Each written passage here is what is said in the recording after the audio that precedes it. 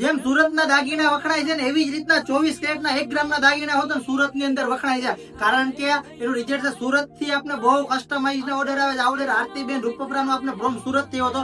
એ બેનની રિક્વાયરમેન્ટ માંથી બાઈકા મોટા જેવેલર્સનો ડિઝાઇન છે. આપણે સેમ ટુ સેમ બનવી જોઈએ. એ બેને 9 to 5 સિલ્વરમાં હોત ને કસ્ટમાઇઝમાં પૈસા નાખ્યા. એ બેનને રિઝલ્ટ ન મળી. 24 કેરેટનો વિડીયો જોઈને આપણે ઓર્ડર આપ્યો. ભાઈ સેમ ટુ સેમ બનવો જોઈએ. બીજા નંબરમાં જેવી બુટી બને એવો જ ટીકો બનવો જોઈએ. એ બેન 1 મહિના પહેલા આપણે ઓર્ડર આપ્યો. 15 દિવસ પછી બેનું રો કામ કમ્પ્લીટ થઈ ગયું. તમે જોઈ શકો છો કે જે કાચો સેટ છે આ એની બુટી છે. સેમ ટુ સેમ એનો ટીકો આપ્યો અને 15 દિવસ ફરી પાછો આપણે તમને ફાઇનલ રિઝલ્ટ દેખાડી જોઈ શકો છો. સેમ ટુ સેમ જે ગોલ્ડ માં જે ડિઝાઇન છે ને એ બેઠી ડિઝાઇન આપણે કોપી મારી નાખી.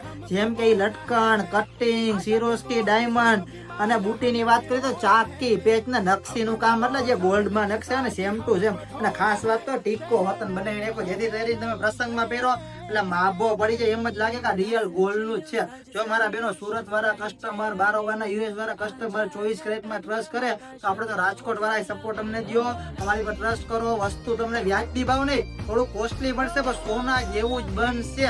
લાઈફ ટાઈમ ની અંદર તમારી ગેરંટી વોરંટી આવશે. કલર નહીં ઉતરે.